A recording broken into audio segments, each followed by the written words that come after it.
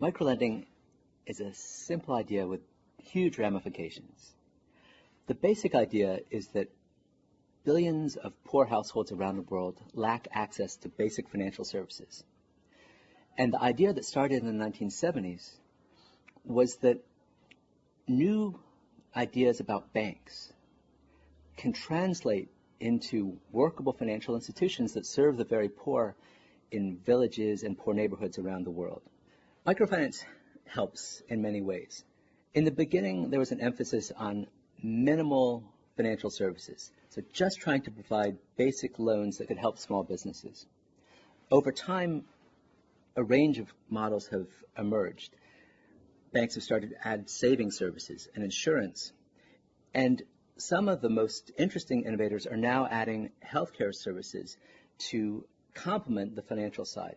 So ProMujer, which is a microlender, a network of microlending institutions in Latin America, has combined their banking services with, for example, tests for cervical cancer through pap smears.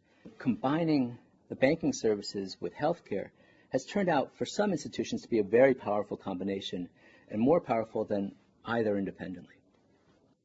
The microfinance field has been built by a group of innovative and entrepreneurial practitioners combined with aggressive advocates who have made this an important policy paradigm. What's lagged behind has been the academic side, and partly as a result, key pieces of evidence are still lagging behind practice. So questions about the ultimate impacts of microfinance, where it can make the biggest difference and where perhaps it's only making a small difference, those kinds of questions are still unresolved and up for debate. With colleagues in the economics departments at Yale and at Harvard, we're creating a research consortium based at NYU Wagner, which is funded by the Gates Foundation and is going to take on these questions systematically. We have the funding to implement field-based research in India, Africa, Latin America, Asia, to try to get at these questions for the first time in a very rigorous way.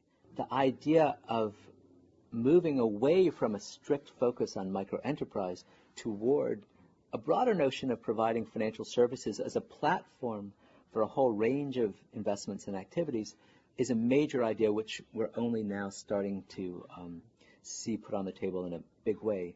And our research consortium is very much directed at rethinking some of those ideas.